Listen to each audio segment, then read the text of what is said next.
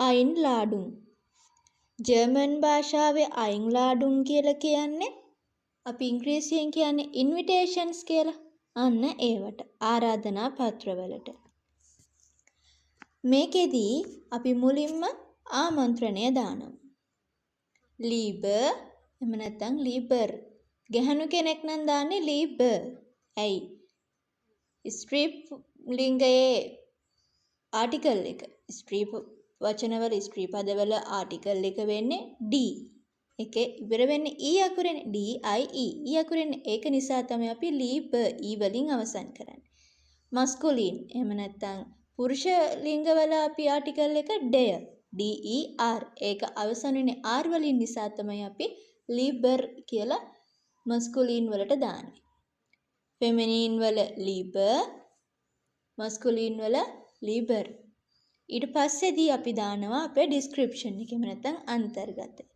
ඒකෙදී අපි මේක ලියන්නේ මොන වගේ අවස්ථාවක්ද? ඒ කියන්නේ උපන්දින පාඩයක්ද? එහෙම නැත්නම් ඩිනර් එකකට ඉන්වයිට් කරනවද? එහෙම නැත්නම් කන්වොකේෂන් එකකට ඉන්වයිට් කරනවද?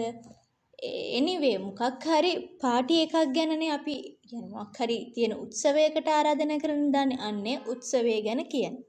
කියලා ඊට පස්සේදී දානවා මං කැමතියි ඔයාට ආරාධනා කරන්න.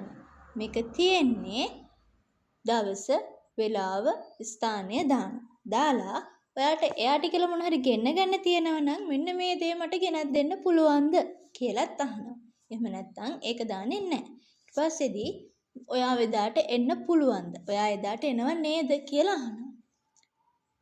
ඊට පස්සේදී එයාට ඒ කියන්නේ රිප්ලයි එකක් එයා බලාපොරොත්තු වෙනවා කියන එක අපි එතන දාන්න ඕනේ.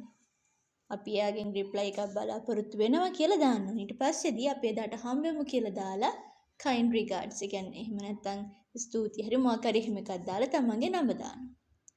දැන් අපි ලියමු ග්‍රැජුවේෂන් එකට එන්න කියලා. ඒක ලියන්නේ මෙහෙමයි. ලීබර් නැත්නම් ලීබර් කාටද කියලා දැම්මා.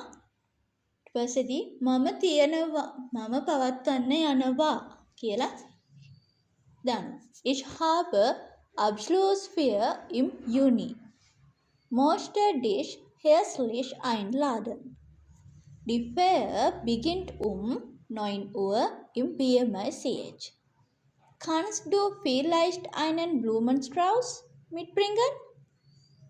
Gib mir bitte Bescheid, ob du kommen kannst. Ich freue mich auf dich. Viele Grüße. ඒ කියන්නේ ich habe Abschlussfeier im Juni. මම ජුනි මාසයේදී ග්‍රැජුවේෂන් එකට යනවා. ග්‍රැජුවේෂන් පාටි එක තියෙනවා.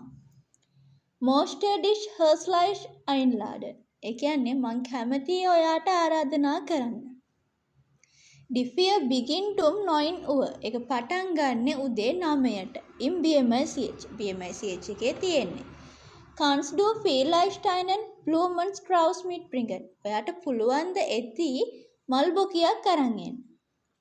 Give me a bit of Bescheid ob du kommen kannst. ඔයාට එන්න පුළුවන් ද කියලා මට දැනුම් දෙන්න. Ich freue mich auf dich. අපි එදාට හම්බෙමු. Viele Grüße. Kind regards. කියලා ලියලා අවසන් කරන්න. ලේසි. දැක්කනේ? ඉන්විටේෂන් එකක් ලියන්න අපිට ගොඩක් ලේසි. එහෙනම් අපි ඊළඟ පාඩමෙන් ආයේ හම්බ වෙමු.